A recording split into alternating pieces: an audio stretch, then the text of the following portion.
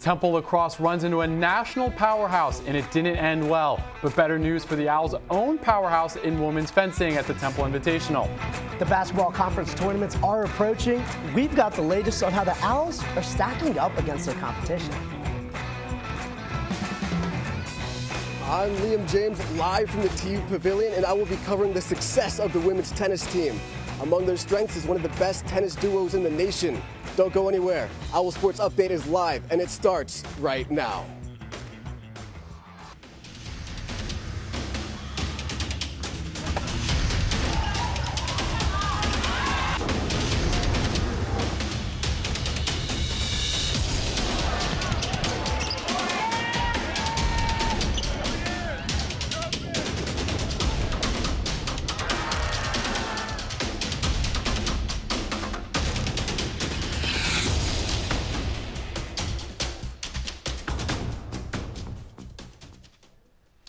Hello and welcome into another edition of OwlSports Update. I'm Justin Mitchell. He's AJ Patel. Although we're heading into spring break, the Owls have been busy. A pair of wins from the men's and women's tennis teams and a solid showing at the Temple Invite for fencing. But lacrosse was not so fortunate. And of course, basketball. The women's basketball team snapped a 6-game losing streak on senior day. Prior to the game Wednesday night, Temple hadn't won a game dating back to February 1st.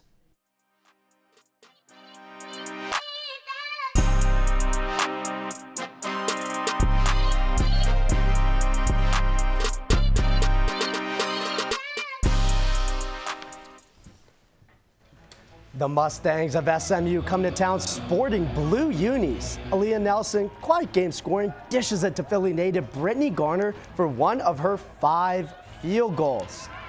The Mustangs, on the other side, also get the rock inside to Jessica Pearson, who scored 19 of SMU's 23 points off the bench. Jasmine Smith thinks she has an open lane, but Coranda Prey saw coming from a mile away. 3-point game with just over 90 seconds left. Smith with the ball again, picks up her dribble. Brittany Garner causes a turnover, gets it to Nelson, who throws a dart to Tierra East. She had a game-high 21. This one seals the deal. East again with another takeaway and takes it to the rim herself. Temple upsets SMU 68-62. A few days earlier, the Owls paying a visit to Wichita State in what was their final regular season road game. We picked things up early in the first.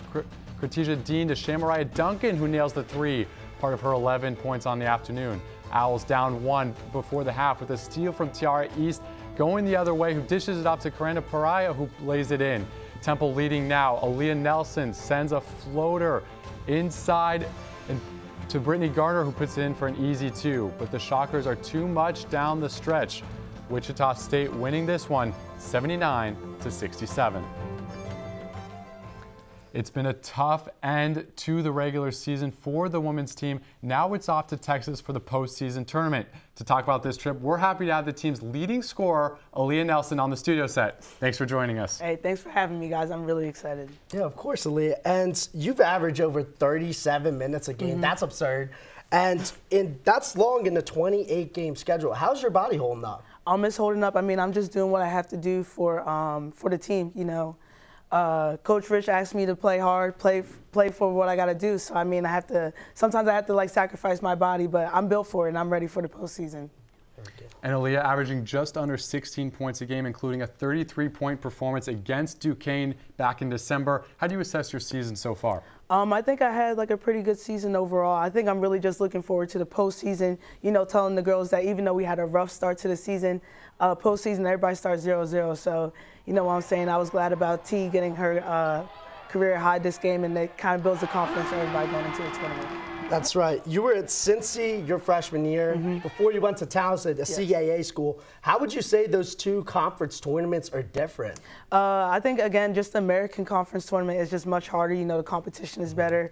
Not a knock to the CAA. You know, I love playing in there for 2 years, but I think my first year at Cincinnati really built me and, like, prepared me for this moment right now going into this conference tournament.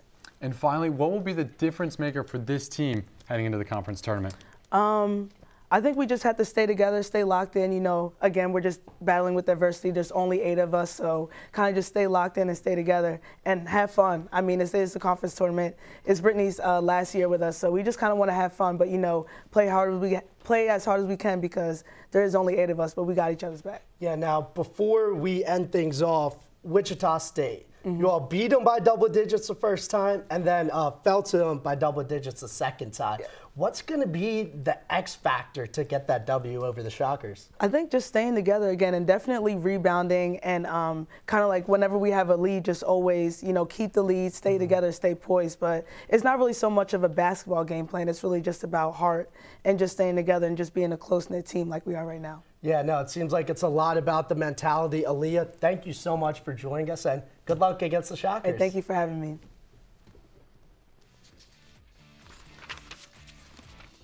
With Wednesday's win against SMU, the Owls have notched the 9th seed and will take on the Wichita State Shockers in the first round. If the Owls are to get through that one, they have a mountain in front of them in the form of the top-seeded USF Bulls. Meanwhile, the Memphis Tigers and the ECU Pirates are on the other side of the draw.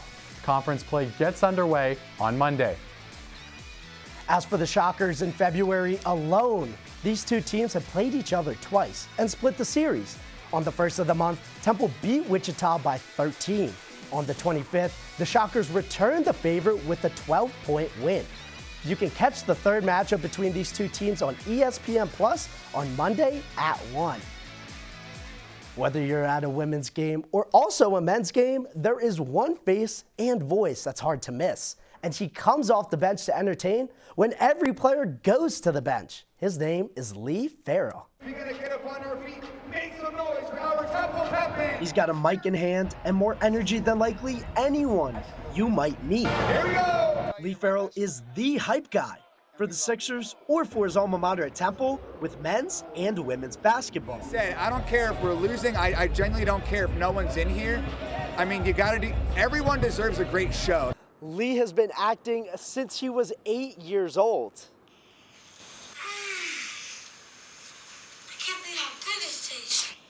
But it was when he was a teenager when he was recognized in ads for Chickies and Pete's and Radio Shack. And just like acting, Lee prepares for his current job throughout the week to find different ways to get the crowd involved. I have a meeting with my marketing team. We go over like what we're doing for the day, promotions we have, any special guests that are coming. And then I usually say hi to everybody, get everyone pumped up, like security guards and whatnot. I usually put in my AirPods and hype myself up. Then we're ready to boogie after that. Lee works the hardest when the game's at its slowest. Timeouts, halftime. What do we do? Lee's ability to amp up a crowd at Temple got him a shot with the NBA. He initially applied to be part of the Spirit team, but instead, they wanted to bring him in for the exact same job he has at Temple. They saw something in me to want to bring me on board. So, super grateful for that. With all 3 jobs, Lee could be working 4, 5, maybe even 6 days in any given week. But his future with Temple remains unclear. We're looking to get another in-arena host, that's for sure. Is Lee gonna stay and do a few games here and there, homecoming, this and that? My answer right now, subject to change, is yes. Lee has been emceeing since 2018 when he was a junior at Temple. Not watching his number 0 run through the stadium next year will definitely be an adjustment for Temple fans. For the men, the Owls have a big Thursday night matchup with a lot on the line. It's senior night with UCF at the Liacouras Center. A Temple win and the Owls likely lock up the 5th seed in the postseason tournament starting next week. That would give them a first-round bye in a matchup with Cincy in the quarterfinals. But some teams can change spots with 2 regular seasons to go. Time for a break. When we come back, the goal of the day coming from a Temple forward. But the final score was not so kind when the Owls welcomed Princeton. We'll be right back.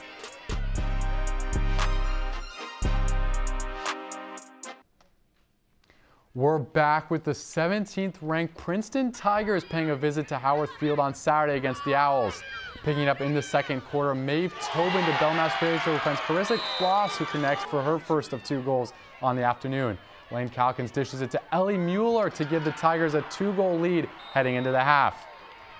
The difference maker in this one, though, was Mackenzie Blake bullying her way through the defense and finding the net for one of 6 goals on the afternoon. However, shot clock winding down here, Master Pedro with the desperation heaves to Tobin, who scores a beautiful over-the-shoulder goal for her 3rd of the game. But it's not enough as the Owls lose this one 17-9. It's not easy beating a nationally ranked opponent, especially with the youth on this team. In the first 5 games of the season, Bonnie Rosen has played 12 underclassmen, including a couple in net. OwlSports Update's Tatiana Harris has more. Lacrosse is hoping experience is not everything. In 2023, the team is working to replace 2 goalies from last year, both lost to graduation. The team now has 3 underclassmen keepers with only 1 having collegiate experience.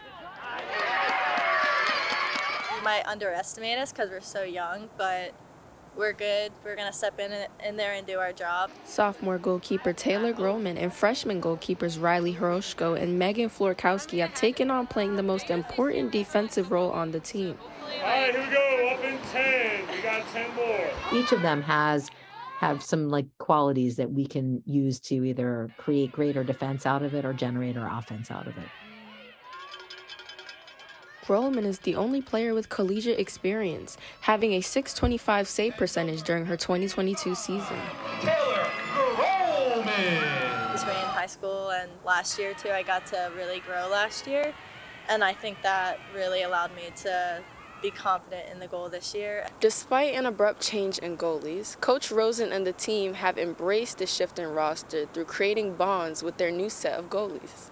Having a young group is actually a lot of fun, right? Everything's new and exciting, and there's just constantly a lot to be learning. The Owls' fresh new goalkeeping talent is ready to build in the team's 3-2 record when the Owls host St. Joe's this Saturday. Reporting from the Temple Sports Complex, I'm JC Bullock, OwlSports Update. While many teams are in season, there are a handful of teams working hard during this offseason. That includes football, which started its spring schedule this week with the first of 15 practices. OwlSports Update's Ricky Turner was at the first practice this past Tuesday. 6 weeks of spring football begins this week at the practice facility as the Temple Owls look to shake off the rust and improve on an offense that scored 35 or more points than 3 out of their last 4 games this past fall. But as you might expect, on the first day of camp, it's all about the head coach and the quarterback. Stan Drayton and DJ Warner will both be getting ready for their second years in North Philly.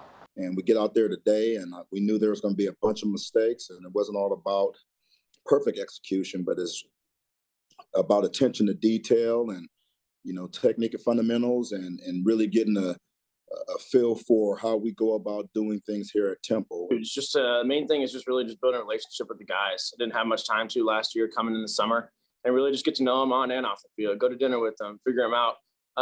Figure stuff out about them that I wouldn't know before, and just kind of grow that relationship with them. The football team will continue to practice 3 days a week for the next 6 weeks, which will all culminate in the annual Cherry and White football game on April 8th. The football program is still working on the details to firm up the game. Reporting from Edinburgh Olson Hall, I'm Ricky Turner. Guys, back to you in the studio. Thanks, Ricky. 15 practices over 6 weeks. The team will take off for the most part during spring break. After each practice, some Temple coaches and players will talk to the media about how things are going, including Coach Stan Drayton each Tuesday. Besides the Cherry and White game on April 8th, the other big event is Pro Day at the Star Complex on the 22nd of March. From the collegiate level to the pros, the Eagles are hiring Sean Desai as their new defensive coordinator. Desai served as the Seattle Seahawks associate head coach and defensive assistant this past season. While he is traveling over 2,800 miles from his new job, Philly is his old stomping grounds. Desai earned his doctorate in educational administration from Temple in 2008. On North Broad, Desai served as a grad assistant under Al Golden from 2006 to 2010. Coming up after the break, we'll take a look at women's tennis and its doubles pair ranked 8th in the nation. OwlSports Update will be back in 90 seconds. Welcome back over to McGonigal Hall, where the 11th ranked Owls hosted the Temple Invite. The Owls taking on number 9 Penn State Sabres. Eva Ventura goes in for the quick strike. Penn State responds here though with Mia Novick biding her time before lunging in for the touch and the customary roar. On to the Novosel Savas sisters. Lisa on the attack but is outmaneuvered. Ventura dialing up the aggression here to get herself back in this one with the acrobatic lunge to secure the win for the Owls as they beat the Lions 15-12. The Owls also beat Hopkins and St. John's before falling in a nail-biter to Penn. With the win at the Temple Invitational this past Sunday, the Owls are now switching gears. This upcoming Saturday, they are chasing their 27th consecutive NIWFA championship. OwlSports Update's Jackson Batchelor takes another look at the successful weekend. Hey, Jackson. Thanks, AJ. This coming weekend is a big one, and so was last weekend at the Temple Invitational. The Owls welcomed Johns Hopkins and Penn State. Let's look at the highlights. Temple's first opponent was Penn State. One Owl that stood out against the Indy Lions was Zoe Turner. Here she wins a match 5-2 against Mia Novick. For Penn State, Samantha Katzman was terrific. She beat Anna Novoselseva 5-1. Then Zoe Turner wins another big match for Temple. Overall, the event was filled with plenty of emotion, but both sides came together to shake hands at the end. Temple took the win 15-12 over Penn State. Overall, it was a solid day for the Owls. Temple went 3-2 wins against Penn State, Johns Hopkins, and St. John's. Reporting from the studio set, I'm Jackson Batchelor. Back to you guys on desk. Thanks, Jackson. On to the court at the Heck Tennis Center. We pick things up with the nationally ranked pairing of Jamie Way and Maiko Uchijima taking on the Siena Saints, looking for the Owls' 6th straight win of the season. Well, Way on the return and a beautiful backhanded volley from the freshman. Siena struggling under the incessant Owl pressure, forcing Alexa Wilson into the air. The Tokyo native here with the overhead, with Way putting it away, clinching the doubles point as the Owls closed out the Saints 6-1. That same doubles pair of Way and Uchijima continued the momentum they had in the fall. They have only lost one match in their last 21 times on the court. OwlSports Update's Liam James is live at the TU Pavilion with more. Hi, Liam. That's right, AJ. The Owls won, and it wasn't even close. The women's team defeated Siena 6-1, and the men's team swept the Saints 4-0. The women's team has one of the top tennis duos in the whole country. Maiko and Jamie are international students with a nearly perfect record on the court. One is on her way out, the other is just starting. But when you combine grad student Jamie Way and freshman Maiko Uchijima, you end up with one of the best doubles pairs in the country. It's tough playing it at being nationally ranked because all the teams are out to get you, so it's kind of tough, and that puts a lot of pressure, but so far they've responded well to the pressure. When everyone is trying to be number one, you have a great team. The pair made a deep playoff run last semester, falling just short in the championship quarterfinals and finishing their season 14-1. But their chemistry on and off the court has brought them success as they look to finish off a tough spring schedule. The pair has jumped out to a 5-0 record this spring, which has them ranked at number 8 in the country. The key to their success is how close they have grown since the start of the school year. I view Maiko as one of my younger sisters. Like, I want to be there to help her through all the struggles. For her to have being a student athlete is amazing. Like, I want her to have the greatest experience ever possible. Like, she always say kind words, like it's okay. And so it helps me a lot. While they may bring out the best in one another, they both bring a fierce spirit of competition to their side of the net. Their rank peaked at 5th best in the country this year, and to be one of the best duos in college tennis, it requires an unrivaled camaraderie. I know this is my last year. I know I want this year's to be special.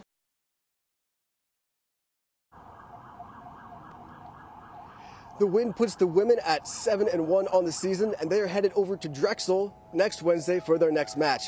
As for the men, they are now 8-2 and heading down to Maryland to take on Navy for their next match. I'm Liam James reporting live from the TU Pavilion.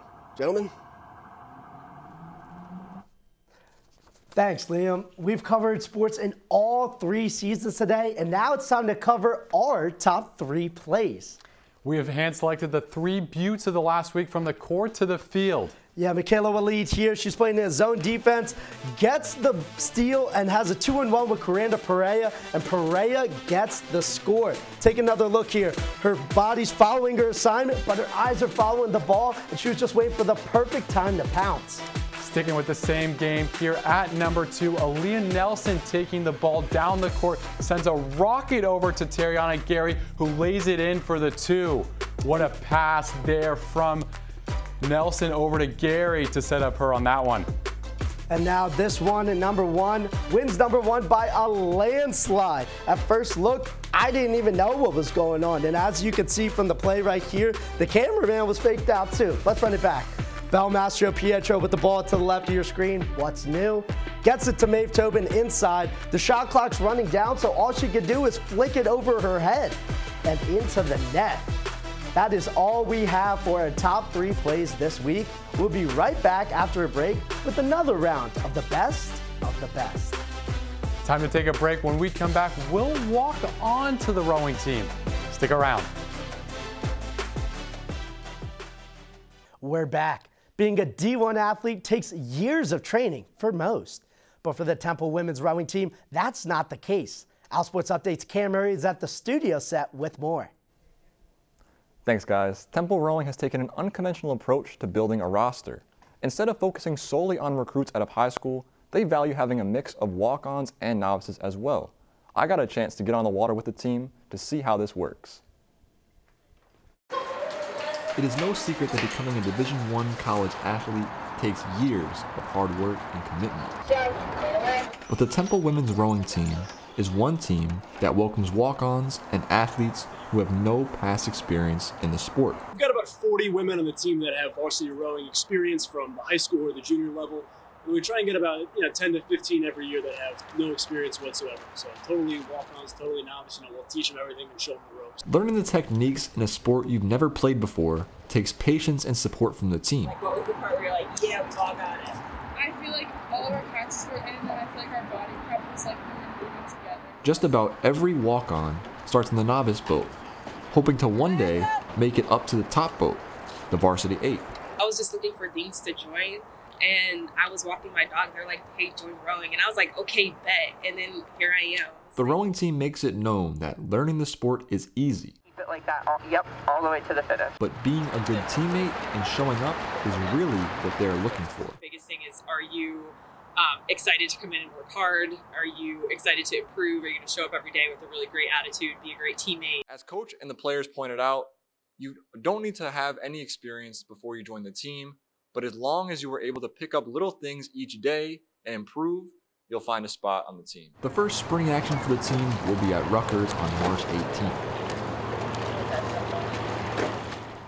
The team begins recruiting in the fall, and the coaches are always looking for novices who just want to be a part of the team. Reporting from the studio set, I'm Cam Murray. Jesse and AJ, back to you. Thanks, Cam. Get your calendars out. Coming up on Saturday, the fencing team is looking to protect their championship in the NIWFA. Meanwhile, lacrosse looks to bounce back against St. Joe's. On Sunday, tennis looks to win 9 straight matches against Navy. And then at 2, Temple basketball finishes up the season hosting Tulane. The gymnastics team wraps things up at 4 o'clock on Sunday. That is all we have for today. For AJ Patel, I'm Jesse Dimitrov. Enjoy the action over break.